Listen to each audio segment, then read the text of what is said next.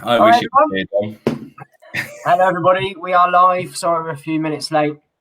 My fault. Sorry. Yeah, Dom was doing his hair. So yeah, carrying on from last week. This is episode 3, and I'm Dan. That's Could be anywhere, mate. I'm Neil. Yeah. And there's Dom.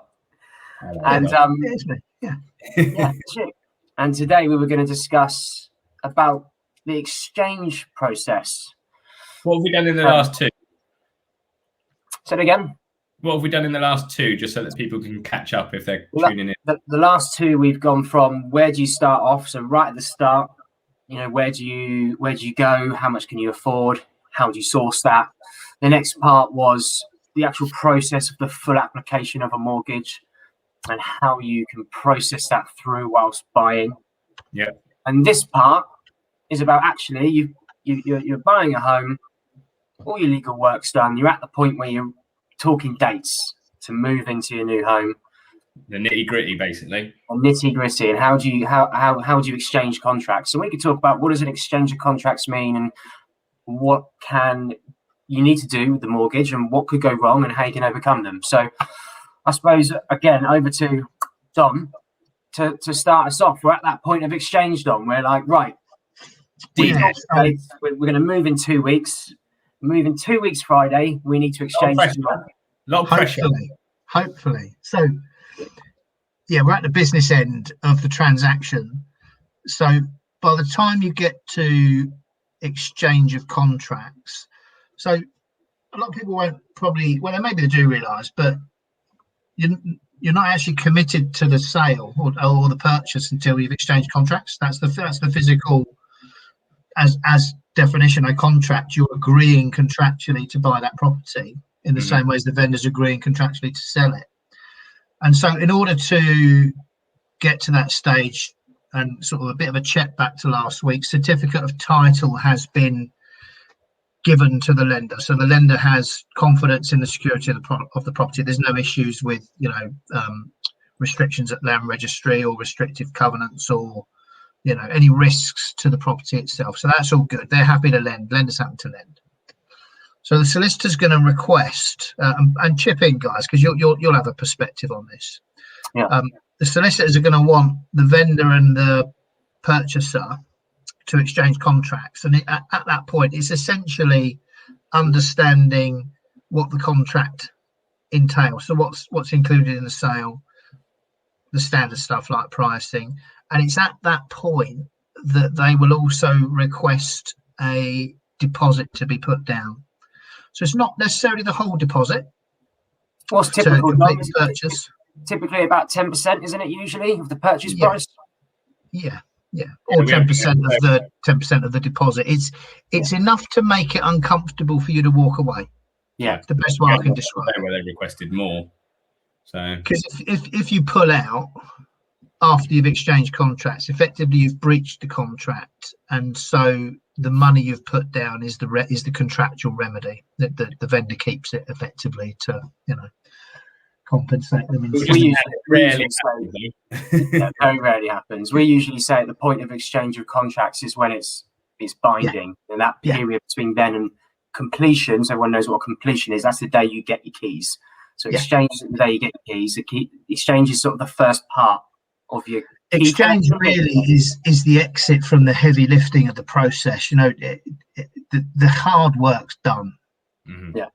Really, and you've got some comfort that you've got the end game in sight, which is the keys and if they're buying through you, with a nice little avocado key ring that I keep seeing on social media. They do look nice, by the way. They're eye catching. Yeah. Here's some prepared. So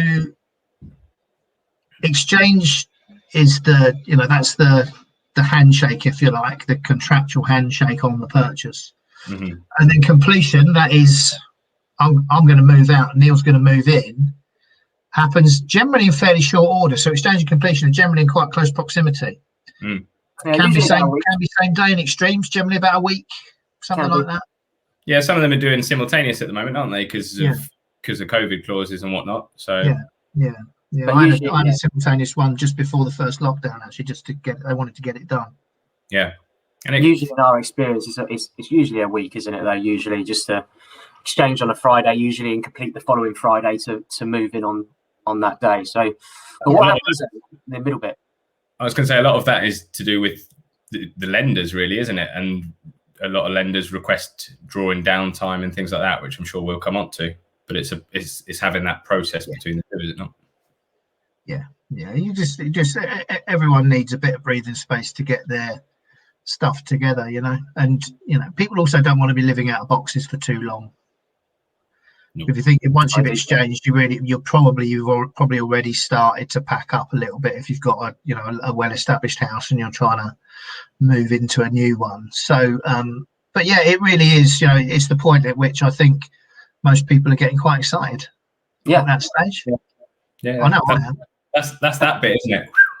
Yeah. Because it can be stressful all the way up to that point, because it could go down until you've exchanged. At some point it could go down. Someone could just change their mind.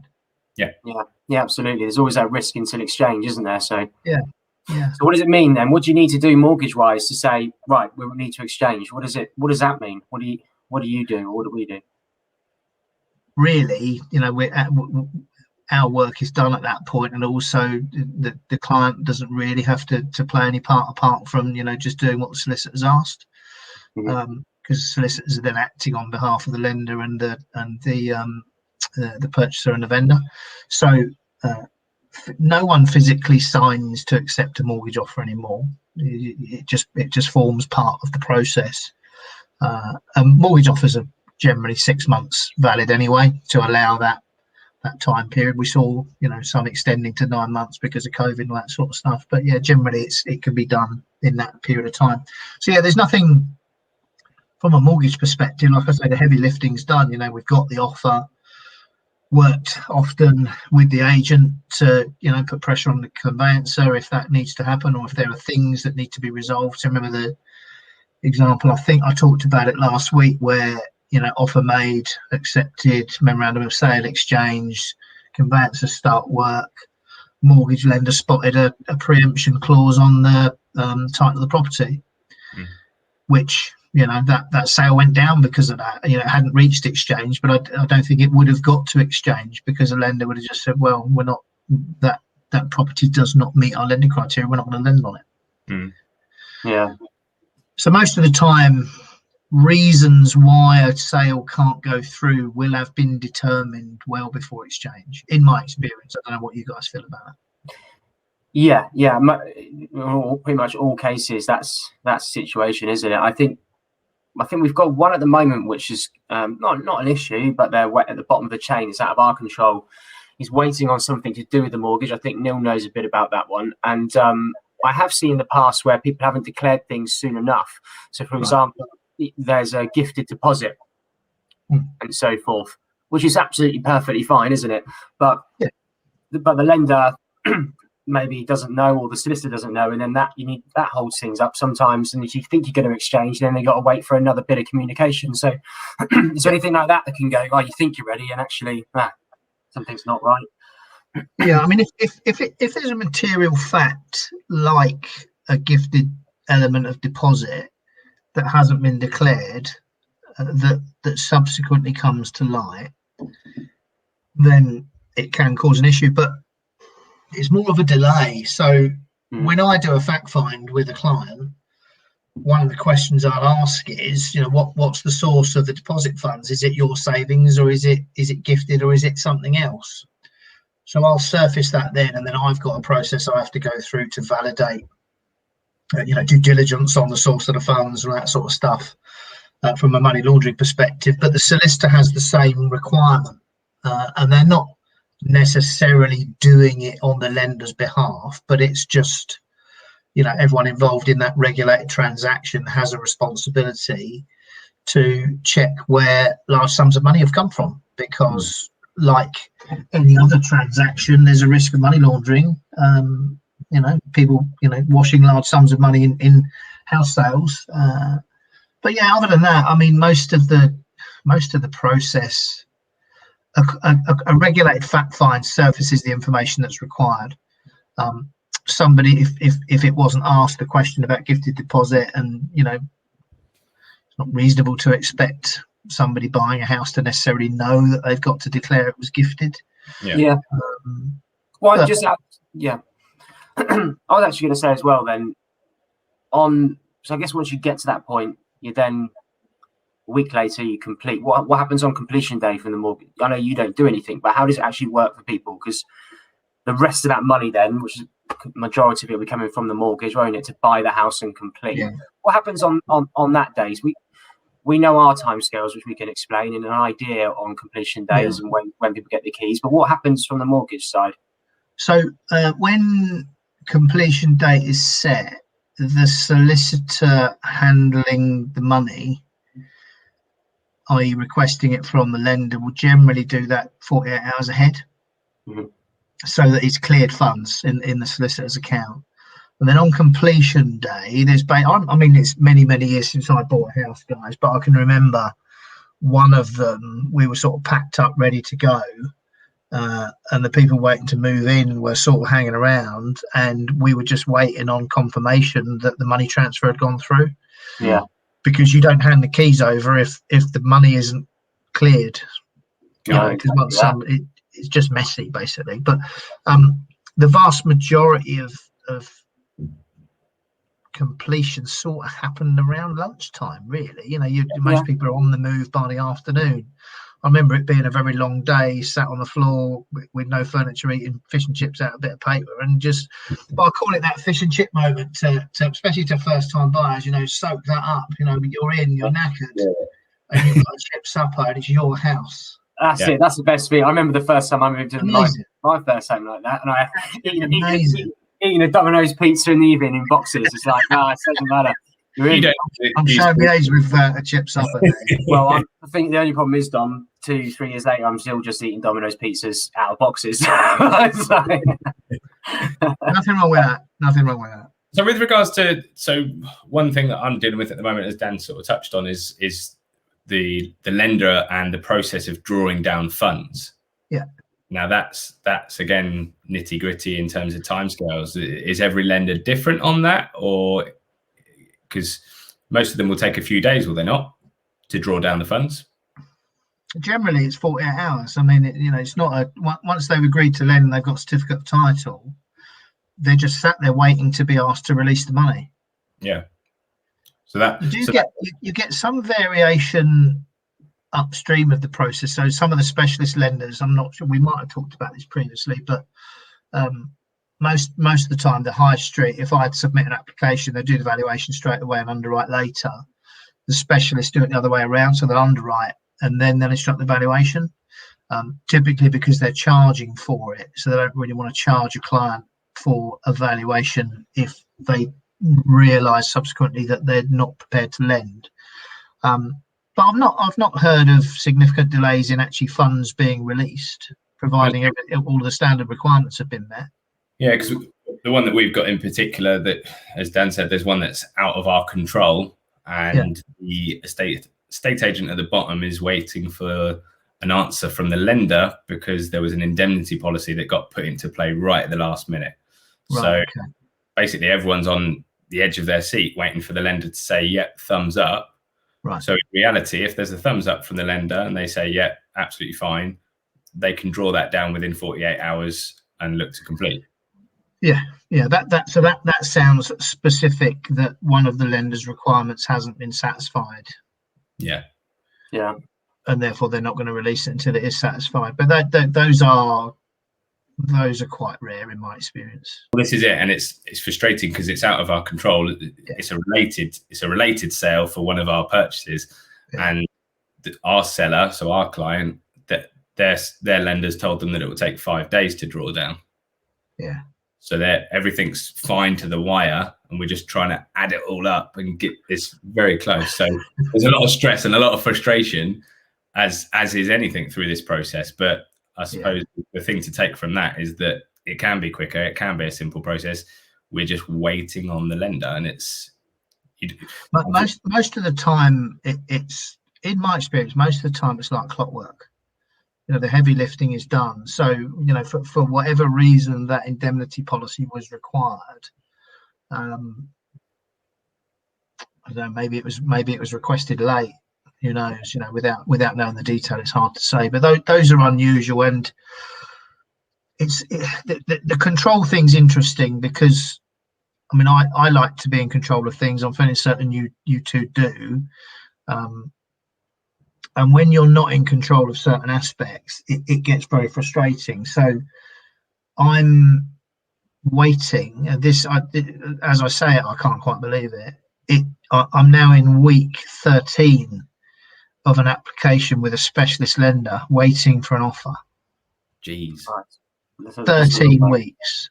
And I'm trying to manage the client's expectation, the selling agent, the lender's just been really hard to deal with in terms of getting back to me and answering questions. But I see them regularly getting a kicking on social media, so it's not just me. I think it's just them and their service levels for whatever reason. But when something is out of your control, it can get frustrating. But when I bring this back to why do I do what I do, it is to take the stress away from the client. So it means that I soak up a bit more stress than maybe I would like to on occasion. Most of the time it goes fine, but when it's one of those old adages, if something's going to go wrong, it's going to go badly wrong, and it's just about trying to fix those problems as they go along, and as best you can, really. Bit of firefighting along the way, as always. Yeah, it kind of goes with the territory, right? Yeah. And I suppose, like you said, this is probably why it's a good thing for you to be involved and engaged, because you know what you're doing. If something does arise that needs to be dealt with or handled, then you're there to support the client, aren't you? Yeah. It's from a lender perspective, I've got either named contacts or access to specific teams of people to step in if something happens. Or we need something to be given a nudge, so that's a good thing.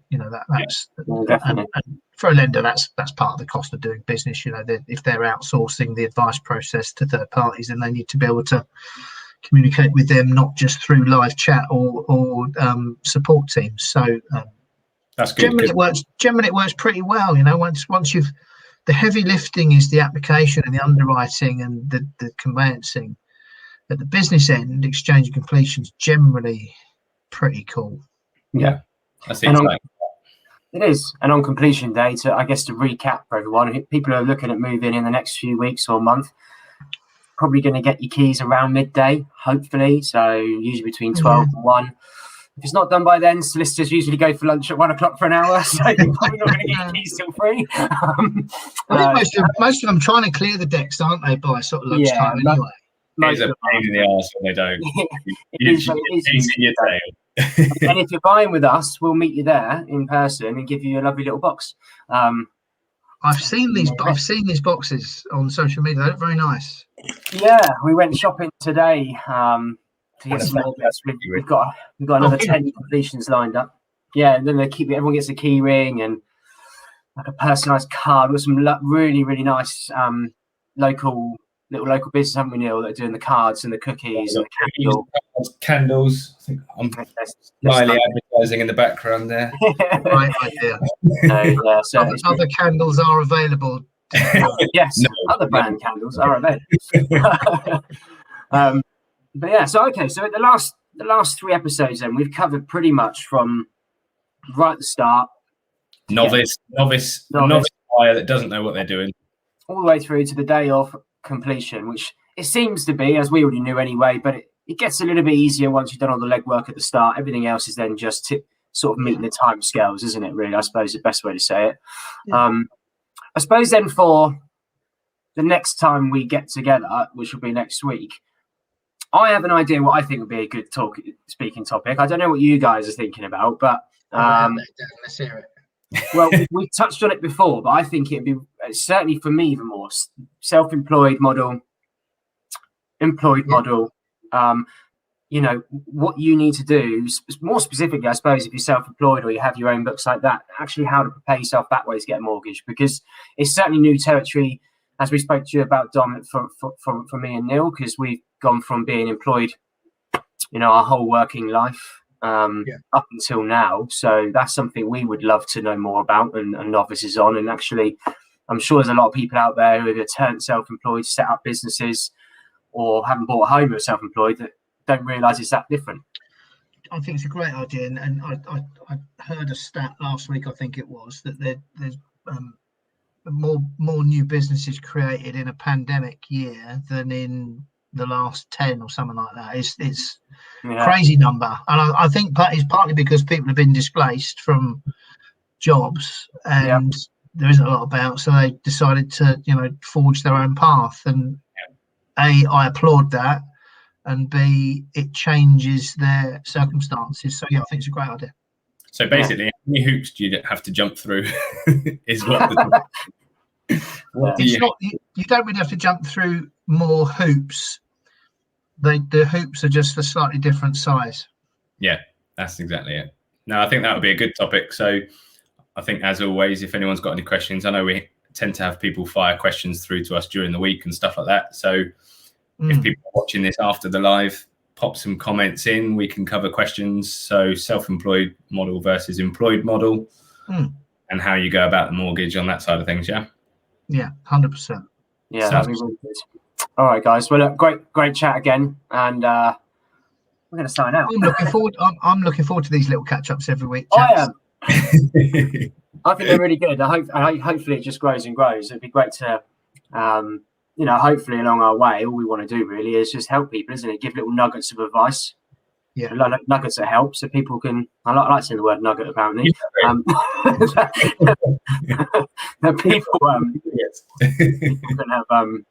people can take it on the way, and it's good for all of us, isn't it? Everything's evolving and changing every week. So what I've noticed is there's a lot of people that, as I said, watch this afterwards and then start to ask us questions. So I think it's good, it's growing. And yeah, like we said at the start of us creating this podcast, if anyone's got any subjects that they want clarification on or for us to discuss, and let's face it, bash it out with Dom and put him to the wire, we'll do it. Yeah, and whatever it's about, could be anything to do with buying or selling a home across a whole range.